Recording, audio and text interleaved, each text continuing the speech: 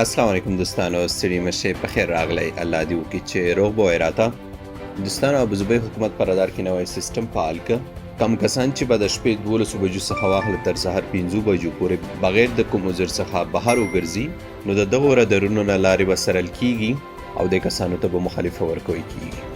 په دغه باره کې لا زیات معلوماتو لپاره تاسو ما سره د ویډیو تر پایه پورې وګورئ. دوستانو، لکه څنګه چې تاسو ته پته ده چې د 13 شپې راهیسې په ابوظبي آلین کې سټریلایزیشن پروګرام شروع شوی، کوم چې ابوظبي حکومت لخوا کیمیاوي مواد بس پرې کیږي. نو د دې سټریلایزیشن پروګرام په وخت کې د اوسیدونکو څخه غوښتنه شوې ده چې د نیمې شپې څخه به تر سهار 5 بجو پورې بغیر د کوم عذر څخه به بهر نه ګرځي. زیات ملګري په نیمه شپه باندې نه پوهیږي. نو دوستانو، نیمه شپه د شپې 12 بجو څخه شروع کیږي. نو د پروګرام د شپې 12 بجو څخه شروع کیږي تر سهار 5 بجو پورې. د کې صرف هغو کسانو ته بهر تللو اجازه شته کم چې ابوظبي پولیسو لخوا به آنلاین ځان لپاره اپروول راخلي.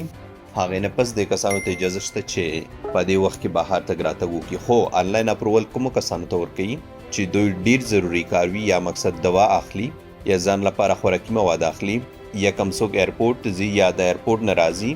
ها کسان کولی شي چې همدې ویب سایټ له لارې کوم چې سکرین باندې درته ښکاري ځان لپاره آنلاین پرمټ واخلي تر څو دوی په دغه وختونو کې خپل ضروري کار پوره کړي.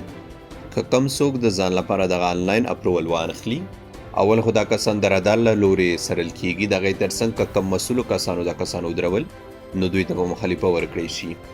دوستانو، دا قانون صرف په آلین ابوظبي کې دی، په نور بل هیڅ امارات کې نشته. مقصد نه په دوبۍ کې شته، نه په شارجه کې شته، او نه په اجمان او ورسره نورو اماراتو کې. نو دا قانون صرف فی الحال په ابوظبي کې دی، او د دې پروګرام موده هم نه د معلومات چې څو شپې به دوی دغه پروګرام پر مخ وړي.